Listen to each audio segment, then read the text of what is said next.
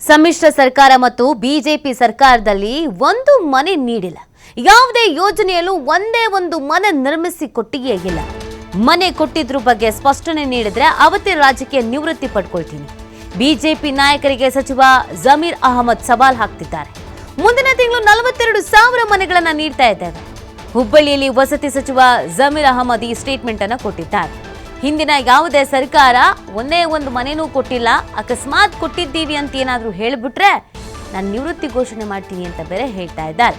ಮುಂದಿನ ತಿಂಗಳು 42,000 ಮನೆಗಳನ್ನ ನೀಡ್ತಾ ಇದ್ದೇನೆ ಅಂತ ಇದೇ ಸಂದರ್ಭದಲ್ಲಿ ಹೇಳಿದ್ದಾರೆ. ಹುಬ್ಬಳ್ಳಿಯಲ್ಲಿ ವಸತಿ ಸಚಿವ ಜಮೀರ್ ಅಹಮದ್ ಈ ಸ್ಟೇಟ್ಮೆಂಟ್ ಅನ್ನು ಕೊಟ್ಟಿರುವುದು.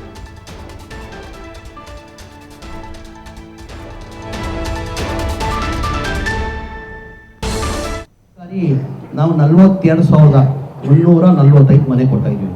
ಹೋದ ಸತಿ ನಾವು 36,789 ಮನೆ ಹೋದ ಫೆಬ್ರವರಿಯಲ್ಲಿ ನಾವು ಕೊಟ್ಟಿದ್ವಿ. ಟೋಟಲ್ ಒಟ್ಟಾಗಿ ಸ್ಲಮ್ ಬೋರ್ಡಲ್ಲಿ ಒಟ್ಟಾಗಿ ಮನೆಗಳು 1,80,253 ಮನೆಗಳು ಟೋಟಲ್ ಒಟ್ಟಾಗಿ.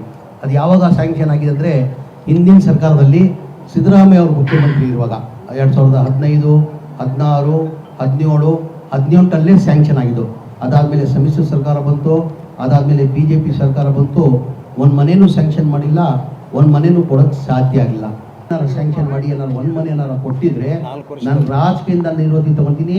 ನಾಳೆ ಬೆಳಗ್ಗೆನೆ ಓಪನ್ ಸವಾಲ್ BJP ಅವರಿಗೆ.